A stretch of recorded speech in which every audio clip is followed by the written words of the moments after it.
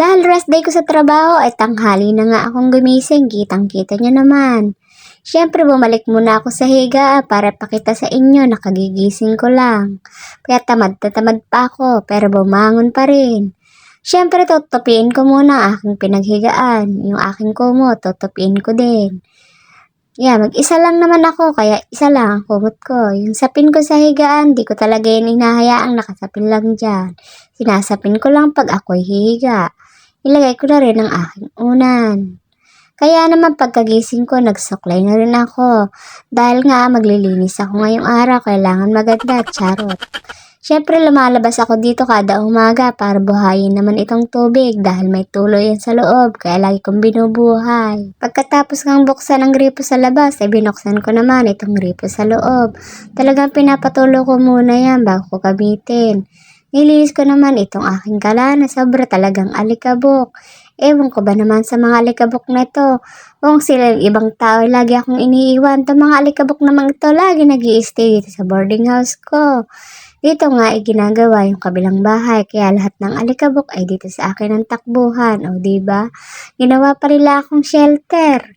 O tapos pagkatapos ko niyan, walis-walis lang ay nanguha naman ako ng basampog na may sabon at nilinis ko tong aking ibabaw ng kalan.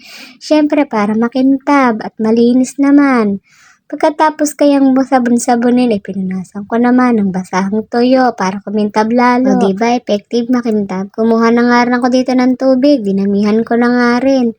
Dahil kape is life, kape lang ng kape hanggat di pinagkakapihan. Naglinis na nga rin ako dito ng aking platuhan dahil talaga namang napaka-alikabok. Linggo-linggo na nga lang din ako ditong nagwawalis dahil nga lahat ng alikabok dito napupunta sa ginagawa sa kabilang bahay. Kulo na nga rin ang aking ininit na tubig ay akin ang isinalin. Bumili na nga rin pala ako ng termos para tipid sa gasol. Para hindi init ng init dahil nga kape is life kaya para hindi na init ng init termos na ang binili ko. Nilinis ko na nga rin yung ibang parte diyan sa aking lababo. Dahil talaga namang napaka-alikabok, tapos saka ko binalik. Naghugas-hugas na rin ako dyan. Siyempre dahil kape is life, magtitimpla na tayo ng kape. Sino nakaka-relate na yung ibang lalagyan ng ice cream, ginawang lagyan ng kape saka asukal? Dahil mag-isa nga lang ako dito sa bahay at malakay ang nabili kong kape ay nanigas yung kape. Sana all lahat tumitigas, ibang tigas kasi ang hinahanap ko, charot. Nilagyan ko na nga rin ng tubig ang aking tinimplang kape at dadalhin ko yan dun sa kwarto dun kasi ako nagkakape.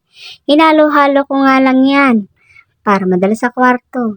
Pagkadala ko sa kwarto ng kape, nintendo ko naman itong aking mga labahin na aking ipapalaundry. Meron nga akong washing machine pero hindi naman magamit. Kaya ginawa ko na lang lagayan ng aking maruming damit.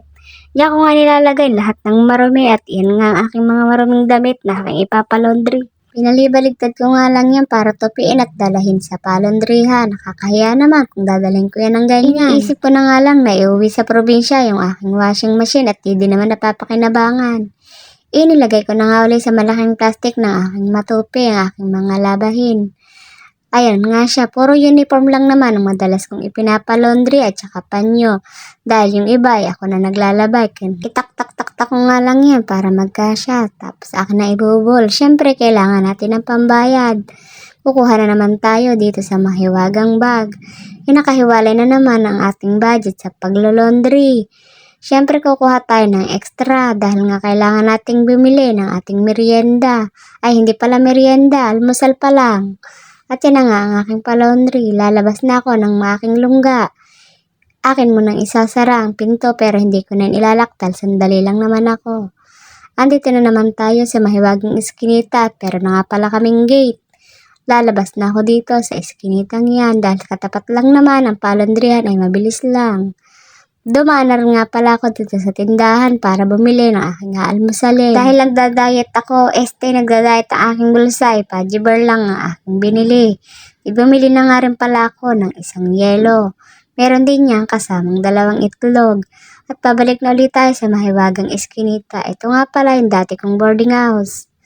At bumalik na tayo sa ating lungga. Ito ang aking nabili. Merong 2 itlog, 1 yelo at yung aking almusalin na 2 Paji bar. Andito na ulit tayo sa kwarto at inumin ko na ang aking kape. Ang kape na aking iniwan at aking binalikan. Sana all binabalikan. Yun lang, bye-bye.